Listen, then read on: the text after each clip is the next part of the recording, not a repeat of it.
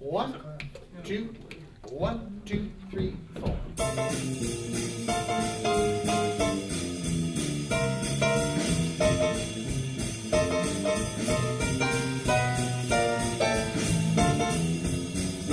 Belleville has a rich history in swing music, and the Commodores Orchestra is a huge part of that history. Beginning back in 1928, Andy Sparling, the band's current leader and trombone player, takes us back to when he first saw the band play.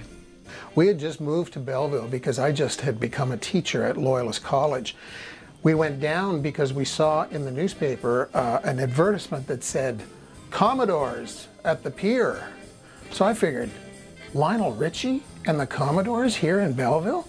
And of course when we got down there, no, it wasn't Lionel Richie, it was the Commodores Big Swing Band from Belleville. And I'd had a history of playing the trombone both through university and as a kid and so on and so forth, but I had given it up for 15 years. I saw this band down there right by the water, the moonlight was there, and there were hundreds of people on the pier all having a good time at the Waterfront Festival, and I said to my wife, you know, boy, would I ever love to play in that band someday.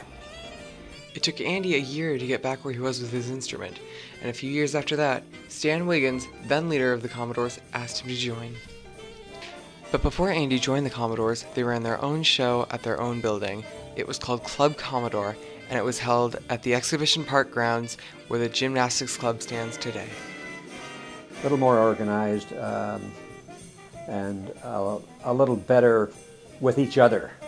I particularly like the fact that the dress code, they had to wear suits or jackets or dresses, the girls, and no blue jeans, no flaps. You're going out for an evening and you dressed accordingly. It was a lot of fun. Everybody did it.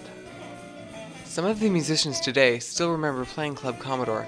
John Beach, the bassist, takes us back to when he filled in as a trumpet. I was in high school then. I was playing trumpet, grade 10, I believe, and they needed an extra trumpet player, and so I went over and sat in at I think it was a Saturday night or Friday night or Saturday night dance, and I just remember the trumpet player, Frank Howard, that I was playing with, kind of blew me off the stand. He's so powerful. In 1968, Club Commodore closed down. Early 60s, Elvis came along, the Beatles came along, DJs started to be more in demand, primarily because of the cost. Most people didn't want to pay the price for a big band, where they could get a disc jockey for a few bucks and he could play all the songs and all the different bands, and that's what they did. So they ended up disappearing for a while. But closing the venue didn't stop the Commodores. To this day, the band plays 7 to 8 shows a year. They've been showcased all over Ontario, mainly playing for their main audience in Belleville and in Trenton. And I get to hear them in pieces when they practice at the Trenton High School on Monday nights, because they're upstairs practicing in the Commodores. I'm downstairs with the Trenton Citizens Band in the auditorium playing with them.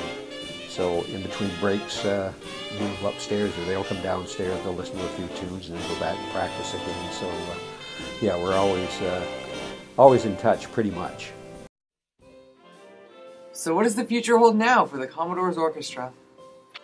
Well, I just see it going along the way it has in the last 2 years that I've been involved under Andy Sparling's leadership, attracting some of the better players in the area and consistently working to sort of improve ourselves at a nice steady pace and playing some good music, and I see it gradually getting better and better all the time. Well, I think the band's on the right track right now. It's in a growing mode right now. We do a little bit of legacy work where you do the Glenn Miller concerts and some of the Glenn Miller dances, but I also see us expanding and becoming more of a show band, performing with different groups and special features and a lot more concert work.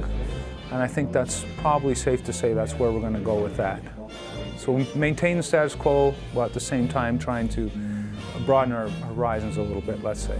I think they're slowly coming back, but it's going to take another generation, I think, really to appreciate it. You guys are starting, I think, to appreciate a big band or a big band sound, but I think it's going to pass you.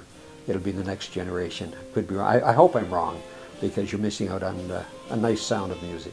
So it's dances still, it's fundraisers, it's stage shows, it's concerts in the park. We play probably 7 or 8 gigs a year still, and we rehearse twice a week. So it's nothing like it used to be, but it is still thriving. To learn more about contact information and a booking schedule, you can visit Commodores.Orchestra.mov. You can also check out Andy Sparling's online weekly podcast, Big Band Saturday.